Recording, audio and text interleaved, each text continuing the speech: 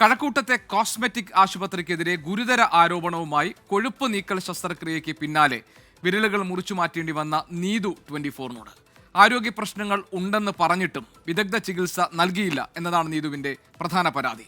മറ്റൊരു ആശുപത്രിയിൽ എത്തിച്ചതിന് പിന്നാലെ ഹൃദയാഘാതവും ഉണ്ടായി. ശസ്ത്രക്രിയയ്ക്ക് ശേഷമുള്ള ചികിത്സ ലഭിച്ചില്ലെന്നും നീതു 24-നോട് പറഞ്ഞു. അപ്പോൾ ഇതൊരു ജനറൽ അനസ്തേഷ്യ തന്നൊരു സർജറിയാണ്. അപ്പോൾ ഒരു 24 മണിക്കൂർ എന്നെ ഒബ്സർവേഷൻ ഇടാതെയാണ് അവരെന്നെ വിട്ടത്. വീട്ടിൽ വന്ന് ആഹാരം കഴിച്ച് ഉച്ചയൊക്കെ ആയപ്പോൾ ആഹാരം കഴിച്ച് ക്ഷീണമായിട്ടൊക്കെ തുടങ്ങി. നമ്മൾ അപ്പോൾ തന്നെ അവരെ ഇൻഫോം ചെയ്താൽ എനിക്കിങ്ങനെ ഒരു ക്ഷീണം ക്ഷീണമാണ്. അപ്പോൾ അവർ പറഞ്ഞ് അതിപ്പോൾ സർജറി കഴിഞ്ഞതല്ലേ ഉള്ളൂ, അതിൻ്റെ ഒരു ക്ഷീണമാണ്, പേടിക്കേണ്ട കാര്യമൊന്നുമില്ല എന്ന് പറഞ്ഞു. ഒരു സർജറി കഴിഞ്ഞ് തരേണ്ട കെയറും തന്നില്ല. ഞാൻ ഇങ്ങനെ വയ്യാന്ന് പറഞ്ഞിട്ട് എന്നെ വേറെ ഫെസിലിറ്റിയിലോട്ട് മാറ്റിയില്ല. മേഘന മുരളി തിരുവനന്തപുരത്ത് നിന്ന് വിവരങ്ങൾ നൽകാനുണ്ട്. മേഘന, ഈ കോസ്മെറ്റിക് സർജറിയുമായി ബന്ധപ്പെട്ട് നീതുവിനുണ്ടായ ദുരനുഭവങ്ങൾ എന്തൊക്കെയാണ്? അതിൻ്റെ തെളിവുകളൊക്കെ നീതു നമ്മളുമായി പങ്കുവച്ചിട്ടുണ്ടോ? ഇനി തുടർ നടപടികൾ സംബന്ധിച്ച് എന്താണ് നീതുവിൻ്റെ ആലോചനകൾ?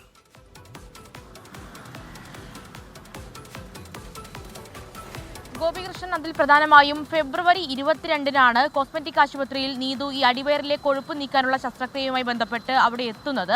അതിനുശേഷം 4 മാസങ്ങൾ നീതു വലിയൊരു ദുരനുഭവം, അല്ലെങ്കിൽ നീതു നേരിട്ട ദുരനുഭവമാണ് ഇന്ന് 24-മായി പങ്കുവച്ചിരിക്കുന്നത്. അതിൽ പ്രധാനമായും നീതു പറഞ്ഞു തുടങ്ങുന്നത് താൻ തിരിച്ചുവരവിന്റെ പാതയിലാണ്, താൻ അതിജീവിക്കുന്നു എന്നുള്ളതാണ്. പക്ഷേ ഈ കഴിഞ്ഞ 4 മാസമായി താൻ നേരിട്ട വിഷയങ്ങൾ, അല്ലെങ്കിൽ താൻ നേരിട്ടത് വലിയ പ്രതിസന്ധിയാണ് എന്നുള്ളതാണ്. ഇപ്പോൾ സോഫ്റ്റ്വെയർ എഞ്ചിനീയറാണ് നീതുവിന്റെ കൈകാലുകളിലെ 9 വിരലുകളാണ് മുറിച്ചു മാറ്റേണ്ടി വന്നത്. അതിൽ ഈ സോഷ്യൽ മീഡിയ പരസ്യം കണ്ടാണ് ഈ കോസ്മെറ്റിക് ആശുപത്രിയുമായി ആദ്യം ബന്ധപ്പെടുന്നത്.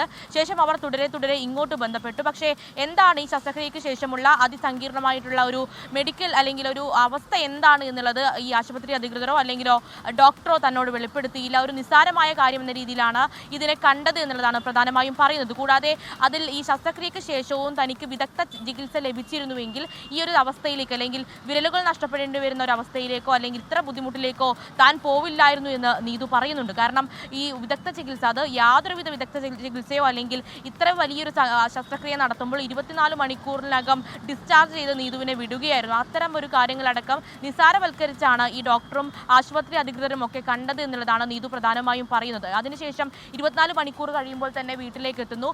വീട്ടിലെത്തിയിട്ടും ആരോഗ്യ പ്രശ്നങ്ങൾ ഉണ്ടാകുന്നു, BP കുറയുന്നു.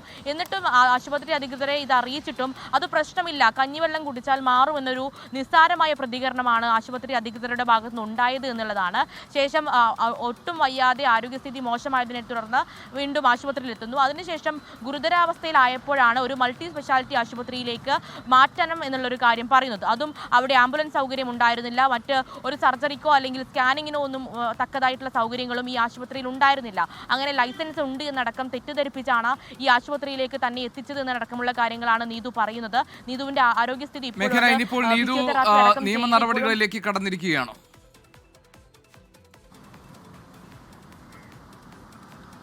ഗോപികൃഷ്ണൻ, ഇത് നേരത്തെ തന്നെ ഈ ഒരു പിഴവ് ഉണ്ടായി എന്ന് കുടുംബം ആരോപിക്കുന്ന സമയത്ത് തന്നെ നീതുവിന്റെ പിതാവും ഭർത്താവും അടക്കമുള്ളവർ നിയമപോരാട്ടവുമായി മുന്നോട്ട് പോവുകയാണ്. ഇപ്പോൾ കോസ്മെറ്റിക് ആശുപത്രിക്കെതിരെ പോലീസ് കേസെടുത്തിട്ടുണ്ട്. അതിൽ ഈ കഴക്കൂട്ടത്തെ കോസ്മെറ്റിക് ആശുപത്രിക്കെതിരെയാണ് നീതുവിന്റെ പോരാട്ടം. വേണ്ട രീതിയിലുള്ള പരിചരണം നൽകിയില്ല, തെറ്റിദ്ധരിപ്പിച്ചു എന്ന് തുടങ്ങി ആശുപത്രിയിൽ നിന്നുണ്ടായ ദുരനുഭവങ്ങളുടെ പേരിൽ നിയമ നടപടികളിലേക്ക് കടന്നിരിക്കുന്നു നീതുവിന്റെ കുടുംബവും. മേഘന മുരളിയാണ് വിവരങ്ങൾ നൽകിയത് തിരുവനന്തപുരത്ത് നിന്ന്.